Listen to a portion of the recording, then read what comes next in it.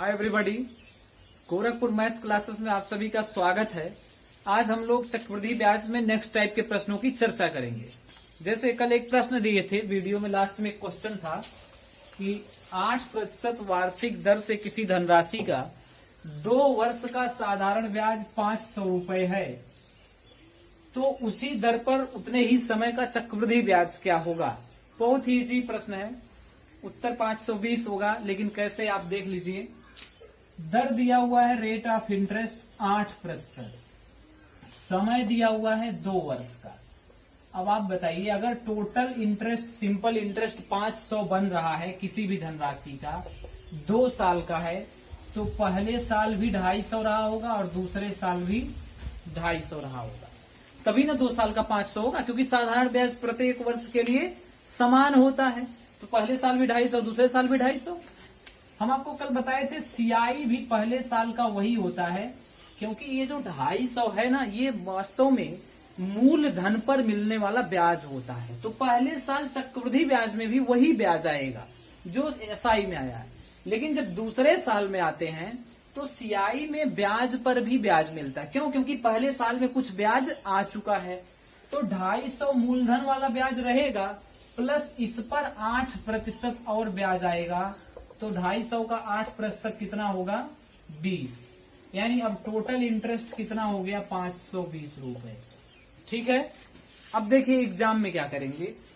Exam में धनराशि 500 है, अगर 2 साल का पूछे तो कुछ नहीं करना है, इसका आधा करके 8% निकाल के जोड़ दीजिए, या और इजी करना हो तो इसका आधा कर लीजिए, 4%, 500 का 4% 20, इसी में जोड़ दीजिए 520। जैसे नेक्स्ट क्वेश्चन कर रहा है कि 2 वर्षों का साधारण ब्याज 90 रुपया है, ब्याज की दर 10% हो, तो कंपाउंड इंटरेस्ट क्या होगा, तब चक्रवृद्धि ब्याज क्या होगा।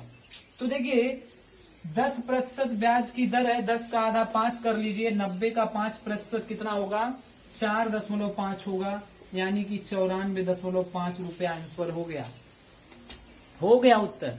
90 रुपया साधारण ब्याज था, दर था 10%। 2 साल के लिए हम बताए हैं, जब भी कहे तो दर का आधा निकाल लीजिए, यानी 5%। 90 का 5% 4.5 रुपया जोड़ दीजिए, 94.5 रुपया। मेथड से देखते हैं कैसे होगा। तो 90 रुपए में 2 साल का कितना कितना बनेगा? 10% दर है, तो 90 रुपए में पहले साल के लिए भी 45 रहा होगा और दूसरे साल के लिए भी 45 रहा होगा। ये तो आप जानते हैं साधारण ब्याज बराबर होता है। सीआई भी पहले साल का 45 ही रहेगा और दूसरे साल 45 तो आया होगा मूलधन पर, प्रिंसिपल पर। अब पहले साल के ब्याज पर भी ब्याज लगेगा दूसरे साल में, 10% कितना होगा? 4.5, जोड़ दीजिए 45, 90 और 4.5, 94.5। ठीक है। क्वेश्चन ये है, प्रश्न कर रहा है, एक व्यक्ति ने 6% वार्षिक ब्याज की दर पर कुछ धनराशि निवेश की, 3 वर्ष के अंत में बतौर ब्याज उसे 900 रुपए प्राप्त हुए। यदि वह चक्रवृद्धि ब्याज पर निवेशित करता तो कितने रुपए अधिक पाता? ठीक है ना।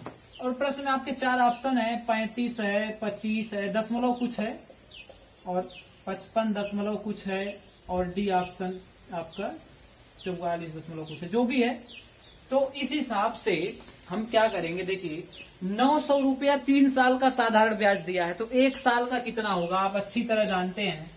300, 300, 300, पहले साल का, दूसरे साल का और तीसरे साल का, तभी ना 900 होगा 3 साल का साधारण ब्याज।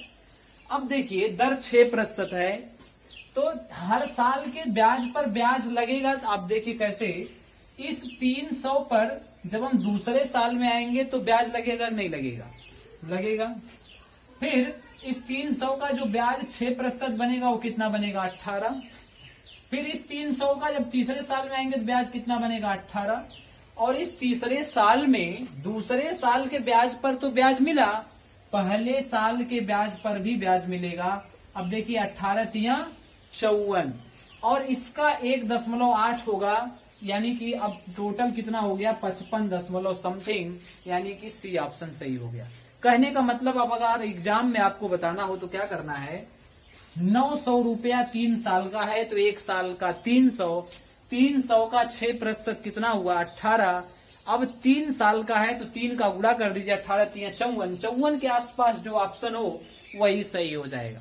वैसे भी हम आपको बताए थे 3 साल का जो दर होता है चक्रवृद्धि ब्याज में वो 3r स्क्वायर 3r क्यूब होता है, तो 3r इसमें चल रहा है यानी 3 का गुणा होता है। तो डायरेक्ट आप 900 का 1 साल का बनाइए 300, 300 का 6% निकाल लिए, 3 का गुणा कर दिए, उसके आसपास जो ऑप्शन है लगा दीजिए।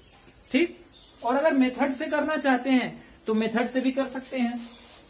300 300 बना। अब देखिए 300 CI भी बनेगा पहले साल का, दूसरे साल का भी 300, तीसरे साल का भी 300। अब जब हम दूसरे साल में चलेंगे तो इस 300 पर 6% ब्याज लगेगा, कितना होगा 18। ठीक, फिर इस पर तीसरे साल में भी ब्याज लगेगा 18, इस पर भी ब्याज लगेगा 18 और इस पर भी ब्याज लगेगा 6%, 18 छक्का 108, 1.08। अब जोड़ लीजिए टोटल कितना बना, 3 3 का 9, 18 3 54, 155.08, 18 18 18 54 हुआ और 1.08 55.08। तो हम इतना लंबा चौड़ा नहीं करेंगे, इसमें से इसको घटा दीजिए, 55.08 आंसर हो गया। आपको जो हम बताएं वही करिए। 900 था 3 साल का, 1 साल का 300 होगा, 6% 18 होगा, 3 का गुणा कर दीजिए क्योंकि 3 वर्ष का है, 18 3 54, 54 के आसपास जो हो वही आंसर है। ठीक है, हम एक नेक्स्ट क्वेश्चन देखते हैं। प्रश्न कह रहा है 6% वार्षिक ब्याज की दर से 8% वार्षिक ब्याज की दर से एक व्यक्ति कुछ धनराशि निवेश करता है, 3 वर्ष बाद उसे बतौर ब्याज 750 रुपए मिलते हैं, साधारण ब्याज के रूप में 750 मिलते हैं। यदि वह चक्रवृद्धि ब्याज पर निवेशित करता तो कितने रुपए अधिक प्राप्त होते। 4 ऑप्शन यहाँ भी दिया है आपको। अब देखिए इस बार दर है 8%। अब 750 3 साल का है तो 1 साल का कितना होगा 250, 250, 250। ठीक ना, 250 का 8% कितना होता है 20 रुपया होता है और 20 तिया 60, यानी 60% के आसपास में जो ऑप्शन हो वही लगा दीजिए, आंसर हो जाएगा। तो ऑप्शन बी सही है। ठीक है, हम नेक्स्ट क्वेश्चन की तरफ बढ़ते हैं। तो क्वेश्चन ये कह रहा है कि किसी धनराशि पर 2 वर्ष के लिए 3% वार्षिक चक्रवृद्धि ब्याज की दर पर चक्रवृद्धि ब्याज 406 रुपए है, तो उसी दर से उसी राशि का 2 वर्ष का साधारण ब्याज क्या होगा। अब देखिए 2 वर्ष का 3% पर कंपाउंड इंटरेस्ट क्या बनता है, तो हम फार्मूला बताए थे 2r स्क्वायर, तो 2 3 6 हुआ और ये बताए थे 0.2 अंक पर लगा के लिखते हैं, आर स्क्वायर को 2 अंक पर 0 पॉइंट लगा के लिखते हैं, तो 3 3 का 9। अब 2 अंक पे पॉइंट कैसे लगेगा, तो 0 बढ़ा लिए पॉइंट लगा दिए, यानी कि 6.09% ये कंपाउंड इंटरेस्ट बना और यही किसके बराबर है 406 के बराबर है। तो इसको बटे में भेजेंगे 406 बटे 6.09। अब गुणे 100 नहीं करना है हर बार की तरह, नहीं, आपसे पूछा है साधारण ब्याज, तो ये बताइए 3% पर 2 वर्ष के लिए साधारण ब्याज कितना होगा, 1 साल में 3 तो 2 साल में 6, यानी 6 का गुणा करना है। 3 से काटिए, 3 दूना 6, 3 3 का 9, 3 दूना 6। अब इसको देखिए 2 बार में ये कट गया, 2 दूना 4 और 100 का गुणा करेंगे यहां से, ठीक है ना, तो कितना हो जाएगा 400 रुपए। 100 का गुणा कहां से, ये जो 0.2 अंक का हटाए हैं इसलिए 100 का गुणा तो हो गया 400। ठीक है ना, बेसिकली इसको काटने के लिए 203 से 406 कटेगा ना, तो यहाँ 2.03 है, 2 अंक का 0 हम हटा लिए तो 400 कर दिए, 100 का गुणा कर दिए। ठीक ना, इतना फास्ट करना पड़ेगा। ठीक है, नेक्स्ट क्वेश्चन एक और देखते हैं इसी टाइप का। प्रश्न ये कर रहा है कि किसी धनराशि पर 2 वर्ष के लिए 5% की ब्याज दर से चक्रवृद्धि ब्याज 328 रुपए है, तो उतने ही राशि का उतने ही दर पर 2 वर्ष का साधारण ब्याज क्या होगा। अब ध्यान दीजिए, साधारण ब्याज पूछा है, अगर साधारण ब्याज कहें तो 5% पर कितना बनेगा 2 वर्ष का, 1 साल का 5% तो 2 वर्ष का 10% बनेगा। ठीक है, अगर सीआई की बात की जाए तो पहले साल 5% रहेगा, दूसरे साल भी 5% रहेगा, दूसरे साल में इस पहले वाले के ब्याज पर भी ब्याज आएगा, पहला वाला 5% ब्याज है, इसका भी 5% निकालेंगे तो 5 का 25.25, यानी टोटल हो गया 10.25%। या इस पर भी रख सकते हैं आप 2r, 2 पंजे 10 और 5 का स्क्वायर, r का स्क्वायर मतलब 5 का स्क्वायर 25, 2 अंक पर दशमलव लगाना होता है, 10.25 ऐसे भी आ जाएगा 2r स्क्वायर। ठीक है, अब 10.25% बराबर किसके है, 328 रुपए के। इसको बटे में भेजिए और गुड़े, फिर 100 नहीं करना है, गुड़े क्या करना है 10, क्योंकि हमें क्या चाहिए, एसआई चाहिए, इसलिए 10 का गुणा करेंगे, एसआई 10% है। अब इसको कैलकुलेट कर लीजिए। देखिए इस बार पहले ही 100 का गुणा कर दे रहे हैं, 100 का गुणा करने से ये दशमलव गायब हो गया। क्लियर है। अब इसको काटेंगे अगर तो 25 चौक का 100, 25 एकम 25 और 25 चौक का 100, फिर 41 से ये 8 बार में कट जाएगा, 8 चौक 32। इसका मतलब जो साधारण ब्याज बना वो 320 रुपए है। क्लियर है। हम एक नेक्स्ट क्वेश्चन देख रहे हैं और यहाँ से टाइप चेंज रहेगा, ये आप कर लीजिएगा। साधारण ब्याज दे तो चक्रवृद्धि ब्याज निकाल लीजिएगा और चक्रवृद्धि ब्याज दे तो साधारण ब्याज निकाल लीजिएगा। ठीक है, कोई कठिनाई बहुत नहीं है। हम नेक्स्ट क्वेश्चन पर चलते हैं। जब सीआई और एसआई के अंतर का है कि 2% किसी धनराशि पर 2% वार्षिक दर से 4% वार्षिक दर से 2 वर्ष के चक्रवृद्धि ब्याज और साधारण ब्याज का अंतर 24 रुपए है, तो वह धनराशि क्या है। अब देखिए यहाँ वार्षिक दर कितना है, 4% है। अब 4% के दर पर जो चक्रवृद्धि ब्याज मिला और जो साधारण ब्याज मिला 2 साल का, उसका अंतर दिया हुआ है 24 रुपए। तो आप एक फार्मूला यूज कर सकते हैं। फार्मूला ये होता है principal equal to D into 100 by R square, D into 100 by R square. या तो फार्मूला यूज करिए या एक तरीका यूज करिए। तो पहले हम फार्मूले पर बता देते हैं। D का मतलब है 24 गुणा 100 गुणा 100 बटे आर स्क्वायर, 4 चौक का 16। ठीक है, 16 डेढ़ 24 होता है, तो ये हो गया आपका यहाँ से 150 और 100 15,000, यानी कि वो धनराशि कितनी थी, 15,000 रुपए थी। दूसरा तरीका क्या है, आपको बता दें फार्मूले में 2r स्क्वायर होता है, ये चक्रवृद्धि ब्याज होता है। ठीक है, अब देखिए अगर 2r स्क्वायर करेंगे तो 4 दूना 8 और 4 चौक का 16, ये चक्रवृद्धि ब्याज हुआ 8.16% कंपाउंड इंटरेस्ट हुआ। और सिंपल इंटरेस्ट क्या होगा, 1 साल का 4 तो 2 साल का 8%, सिंपल इंटरेस्ट हो गया 8%। अब 8.16 में से 8 घटा दीजिए तो अंतर कितने का मिला, 0.16% का। इसका मतलब ये कि यही आर स्क्वायर ही डिफरेंस हो जाता है, यानी कि आर स्क्वायर 2 साल में डिफरेंस कितने का, आर स्क्वायर का। मतलब ये सब अब आपको नहीं करना है, अब सीधे सीधे क्या करना है, जब भी प्रश्न आएगा दर का स्क्वायर कर लीजिएगा। 4 का स्क्वायर 16, 2 अंक पे दशमलव लगा लीजिएगा, कितने का अंतर है 24 का, गुणे 100 कर दीजिएगा, आंसर आ जाएगा। ठीक है, अब दशमलव हटाने के लिए हम 100 का और गुणा करेंगे और बटे में 16 हो जाएगा। दशमलव हट गया, 100 का गुणा कर दिए ऊपर नीचे, तो ये 2 अंक का दशमलव हट गया। फिर 16 डेढ़ 24, वही 15,000 रुपए। ठीक है ना, इस तरह से आप कर सकते हैं। जैसे एक नेक्स्ट क्वेश्चन लेते हैं। प्रश्न ये कर रहा है, किसी धनराशि पर 25% वार्षिक ब्याज की दर से 2 वर्ष का कंपाउंड इंटरेस्ट और सिंपल इंटरेस्ट का जो डिफरेंस है वो 1280 रुपए है, 1280 रुपए है। ठीक है, तो वह धनराशि क्या है। अब देखिए 25% अगर दर है तो हम बताए थे आर स्क्वायर डिफरेंस मिलता है, और आपको ये भी बताए थे कि इसमें दशमलव 2 अंक पर लगता है। कितने अंक पर, 2 अंक पर। समझ लीजिए तो कभी दिक्कत नहीं होगा। आर 25 है, 25 का स्क्वायर 625, 2 अंक पर दशमलव लगता है। यही अंतर मिलता है किसका, सीआई और एसआई का। सीआई और एसआई का 2 साल का अंतर आर स्क्वायर होता है, यानी रेट का स्क्वायर, बस 2 अंक पर दशमलव, बराबर कितने के हैं, 1280 रुपए के। क्लियर है। अब आप 1280 के बटे में भेज दीजिए 6.25 को, तो 1280 बटे 6.25 गुणे 100। अब देखिए यहाँ 2 अंक पर दशमलव है, इस दशमलव को खत्म करने के लिए हम 100 का गुणा ऊपर करेंगे और 100 का गुणा नीचे करेंगे। अब इस 100 का गुणा करते ही ये दशमलव हो गया खत्म। अब दशमलव खत्म हो गया तो ये 625 हो गया। अब 25 संयम 625, 25 चौका 100, 25 चौका 100, ठीक है।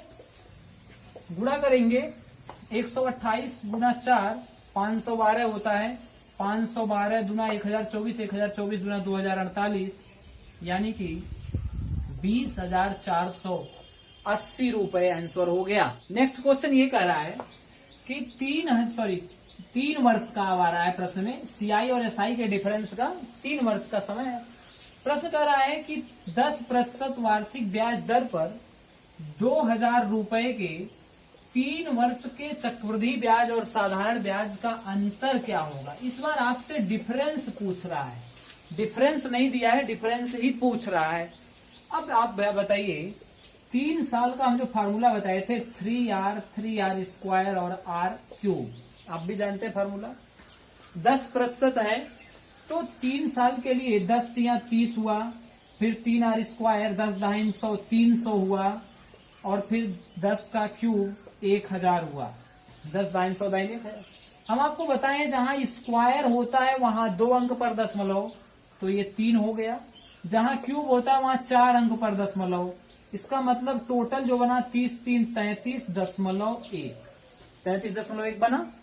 फिर अब अगर 3 साल का हम साधारण ब्याज लें तो 10 10 10 3 साल का कितना होगा साधारण ब्याज 30, घटा दीजिए, डिफरेंस कितना मिला 3.1% मिला, यानी 2000 का 3.1% कितना हो जाएगा 31 दुना 62 रुपए, यानी कि जो डिफरेंस आएगा सीआई और एसआई में वो 62 रुपए का आएगा। ठीक है, ये तो तरीका हो गया।